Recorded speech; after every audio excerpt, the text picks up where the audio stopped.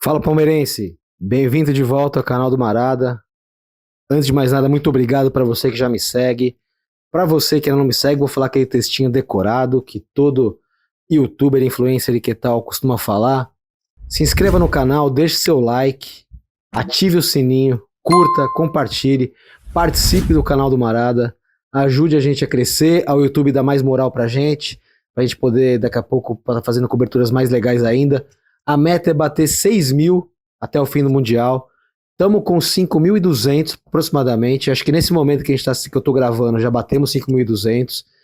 Enfim, muito obrigado por vocês estarem aqui, voltarem aqui, trocar ideia. A gente vê que cada dia mais gente chega para apreciar, vou colocar assim, os conteúdos. E é um prazer estar aqui com vocês. Bom, hoje é o dia do Palmeiras aqui nos Estados Unidos, lembrando que a gente está aqui em New Jersey, né, que é o estado vizinho a Nova York, que é aqui em New Jersey que fica o estádio, o MetLife Stadium, onde o Palmeiras está mandando seus jogos. E eu estive no MetLife Stadium hoje, mas eu fui lá ver o jogo do Fluminense. Eu vou colocar hoje aqui uma reflexão do jogo do Fluminense que tem a ver com o Palmeiras também, né, porque assim como o Palmeiras, o Fluminense enfrentou o Europeu, jogou contra o Borussia Dortmund, um time tão tradicional quanto o Porto, mas que vem tendo resultados do ponto de vista continental melhores que o do Porto, né? Tem sido um time mais relevante continentalmente falando do que o Porto, e o Fluminense jogou muito bem. O Fluminense jantou o Porto, jantou o Dortmund mais até do que o Palmeiras jantou o Porto, né? E aí fica aquele questionamento, né? Os europeus, a gente sempre tem essa noção meio vira-lata de que clube europeu não vai dar, tem que segurar o Porto, e na verdade o Porto teve que segurar o Palmeiras, o Dortmund teve que segurar o Palmeiras, né? A Inter de Milão se enroscou ali com o time do Sérgio Ramos, cujo nome eu esqueci nesse momento, e Monterrey. E, cara, a gente tá vendo que, assim, o Andrei Rastock trabalha comigo na Trivela, e trabalha também no Esporte Espetacular da Globo, meu parceiro de cobertura aqui, fez uma definição que pra mim é perfeita, cara. A gente tá acostumado sempre a jogar contra o melhor europeu da temporada, o campeão da Champions League. E se você for pro escalão ali abaixo, já percebe-se que são times tão comuns, tão bons ou tão ruins quanto os brasileiros. Em que pese diferença tática, em que pese final de temporada, o fato é que, os times europeus estão vindo jogar com os brasileiros, com os sul-americanos de modo geral, porque eu vou incluir aí Boca e Benfica na história. O Boca não teve uma vitória porque foi Mané, teve um jogador expulso ali, mas poderia ter saído com a vitória, né? Então é uma situação que a gente percebe cada vez mais que o clube europeu, assim, não precisa ter receio, ainda mais num campeonato, com uma partida única, às vezes o time europeu se impõe, mas num campeonato, como é o caso que a gente está vendo aqui agora, a diferença não é tanta assim. Acho que dá pra gente colocar isso na cabeça, que a diferença não é tanta assim. O Palmeiras vai jogar com o Al-Ahly, ou Ahly, como dizem os egípcios. O jogo vai ser de novo aqui, no estádio do Giants e do Jets, no MetLife Stadium. Até já comentei isso no outro vídeo, eu esperava mais da organização, tô achando muito confuso as coisas aqui ainda. É um evento meio teste para a Copa do Mundo, então fica claro que tem bastante coisa a se ajustar para a Copa do Mundo. A parte de imprensa realmente está muito complicada ali, a gente conseguir as coisas. Mas enfim, esse é o problema de quem está fazendo a cobertura, não de você que está me assistindo. E vamos falar do Palmeiras. O Abel fez hoje um treino de novo, hoje foi 15 minutinhos mesmo ali, contadinho. O meu amigo Thiago Ferri da Globo, do Globo Esporte, do GE, que você certamente conhece, tá lá em Greensboro, voltou para Greensboro, e não conseguiu ver nada. Viu a corridinha, viu os goleiros treinando fundamentos, e é isso. E a grande dúvida do Palmeiras é o Paulinho. O Paulinho vai voltar a jogar, o Paulinho vai ser titular, ele entrou bem. E o Flaco? O Flaco entrou bem também. O Vitor Roque não foi mal, mas o Flaco entrou bem. Então o Abel tem essas dúvidas, né? O Palmeiras vai treinar em Greensboro ainda nessa quarta-feira, depois vai treinar em Greensboro quinta de manhã, que no dia do jogo o Palmeiras talvez treine. É normal que o Palmeiras faça pelo menos um treinozinho, talvez não pelo horário, né? Dessa vez não vai dar, mas senão o Palmeiras treinaria mais 2 vezes antes do jogo, senão os últimos treinos vão ser na quarta-feira, vai ter um treino pela manhã, que meio que vai definir. Depois o Abel vem com a gente falar na entrevista coletiva, eu vou mostrar para vocês uns pedaços também do que ele falar.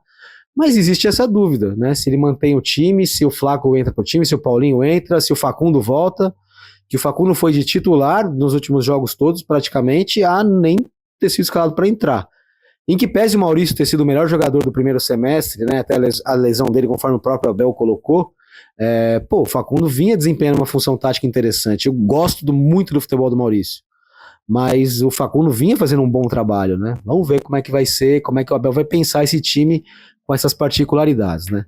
Falar um pouquinho mais do Palmeiras, falar da torcida, porque falar do Palmeiras sem falar da torcida aqui em Nova York, em New Jersey é complicado. Hoje houve o Palmeiras Day, mandei aqui também para o nosso editor umas imagens, né? O Clebão, o zagueiro, esteve lá na loja do Palmeiras na Quinta Avenida, onde teve o dia inteiro temático de Palmeiras, teve DJ, teve uma série de coisas ligadas ao Palmeiras, a loja inteira decorada com escudos do Palmeiras, e tem muito palmeirense aqui. Amanhã vai ser, depois de amanhã, né? Ou na quinta-feira, 19, vai ser muito bacana ver esse contingente enorme de palmeirenses voltar ao estádio, ao MetLife, agora que todo mundo já sabe o caminho. A Casa Palmeiras também certamente vai estar cheia, porque realmente tem bastante palmeirense. Mas, caras, aqui entre nós, eu gostei bastante da torcida do Fluminense hoje. Tinha bastante gente também, a gente sabe que é um clube com muito menos torcida que o Palmeiras, por exemplo, né? Mas uma torcida que veio orgulhosa, que veio empurrar seu time. O estádio tinha 20 mil pessoas a menos do que no jogo do Palmeiras, praticamente. Não, um pouco menos, 15 mil pessoas a menos. Mas tinha a maioria, assim, com distância, era torcedor do Flu. Fizeram uma festa legal também. É bacana ver outras torcidas que não só a do Palmeiras aqui, né? A gente viu a do Flamengo, a gente viu a do Boca. E quem tá dando show mesmo são os sul-americanos, no campo e fora do campo. E a pergunta para mim, a pergunta que fica para você, e eu queria que você comentasse aqui, o sul-americano teve por muito tempo medo do europeu de graça, ou os times daqui melhoraram muito, né? É uma pergunta que eu acho completamente válida, porque o Palmeiras evoluiu taticamente, o futebol brasileiro evoluiu taticamente com essa chegada dos treinadores europeus, né? Mas a distância encurtou. Isso encurtou por quê? Porque os europeus caíram, porque eu acho que é tudo na minha visão, é tudo uma massa só. Os europeus contratam jogadores brasileiros jovens, às vezes alguns brasileiros retornam da Europa, fortalecem os times. É um movimento grande, é uma simbiose grande, que acho que a gente pode discutir nos próximos vídeos. À medida que o campeonato progredir, a gente vai ver mais embates de sul-americanos e europeus, que acho que são as duas grandes escolas de futebol do mundo, e a gente vai poder ver isso com mais profundidade. Mas o que a gente tem visto é que, e vou incluir, não vou nem dizer sul-americanos, vou dizer latinos, porque tem os times mexicanos também. A gente tem visto que os latinos não estão devendo nada em futebol pros europeus. Aí você vai dizer assim, pô, mas os caras estão em fim de temporada. Tá, o clube sul-americano sempre jogou os mundiais em fim de temporada, né? Nunca teve um mundial que fosse no começo da temporada, no meio da temporada dos clubes sul-americanos. É sempre no fim da temporada também. E normalmente os clubes brasileiros jogam 20 jogos a mais que os não só os brasileiros, mas, bom, nesse caso, principalmente os brasileiros, jogam 20 jogos a mais que os europeus, com quem vão disputar o Mundial. Então, são muitos fatores para se levar em conta, mas se você perguntar para mim assim, ô Marada, por que você acha que está acontecendo isso? Porque sempre foi assim. Sempre houve essa distância tão curta. A disparidade nunca foi tão grande como a gente acreditava. É assim que eu enxergo, e é por isso que eu acho que o Palmeiras tem chances de seguir no campeonato, vai se classificar, vai encarar um europeu, pode ser o Atlético de Madrid, pode ser o PSG, depois pode pegar o Bayern.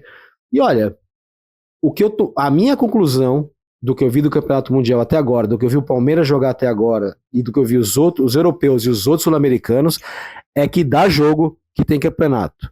E para você que ficou aqui até agora, eu agradeço muito por você ter permanecido aqui. Mais uma vez, um abraço para você, obrigado por ter se inscrito no canal, obrigado por deixar seu like, e a gente vai continuar trazendo tudo que tiver de Palmeiras aqui dos Estados Unidos, do Mundial de Clubes para você. Te vejo no próximo vídeo.